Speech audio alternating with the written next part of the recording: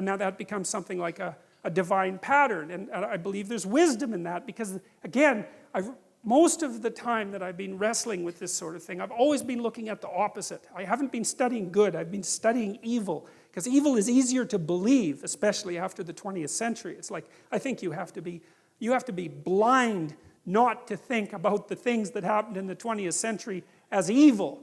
And some of the things that happened were so brutal, it's just absolutely unimaginable.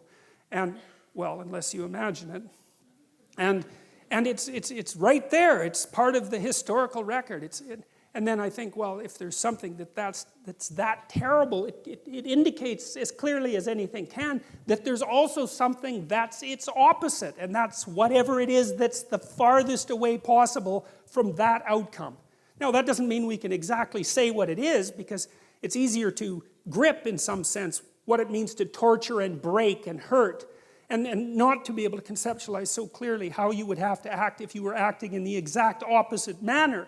But at least it implies that it exists, and I see that pattern being laid out in this dreamlike manner in the New Testament, and it has something to do with, well, it has something to do, and this is for sure, with the voluntary acceptance of mortality. Because, of course, that's the poisoned apple, right? The fact that everybody looks forward into the future to know that you're finite, and so is everything that you love. And it's very difficult for that not to poison your existence. And, well, there's no getting out of it, as far as we can tell, but there might be something like switching your attitude to it, and you could say, well, that's the price you pay for being. And the heroic thing to do is to accept that, and not even to accept it grudgingly. To say, all right, I'm going to go along with that, I'm going to accept that, and I'm going to act nonetheless as if being is good, and then I'm going to see how things turn out. It's something like that. And God saw that it was good. And so it's an act of courage, right? There's an act of courage that's associated with that transformation of attitude. And even with regards to the notion that the world is good, it's a courageous attitude, especially given that there's so much evidence that makes that conclusion difficult to continually draw. But the alternative seems to me to be far worse.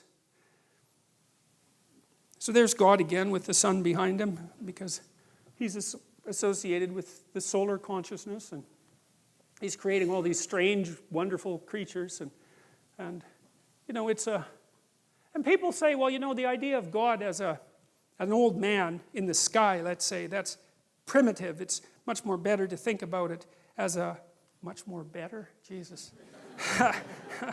Anyways, it's more sophisticated to think of the divine essence as a disembodied spirit or something like that. But you know, that's not so obvious either, because as I already pointed out, there isn't anything that's more complicated than a human being.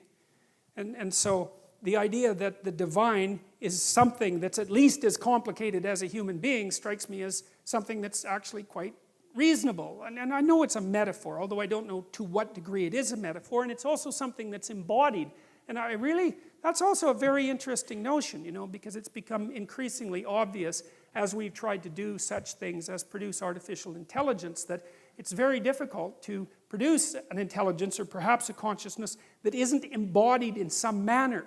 It can't be just a spirit without form. And I think that's part of the reason too why Christianity puts so much emphasis at the end of time on the resurrection of the body, because there's a drive in there to ennoble the idea of the body, not just the spirit, the consciousness that floats abstractly above the body, but to say that, no, you can't do that. You can't just shed that part of you that's heavy and material, so to speak, and leave it behind as if it's of no value. You have to ennoble that as well. And that idea is also linked to the representation of God as a human being, and as a wise human being, and as something that's embodied.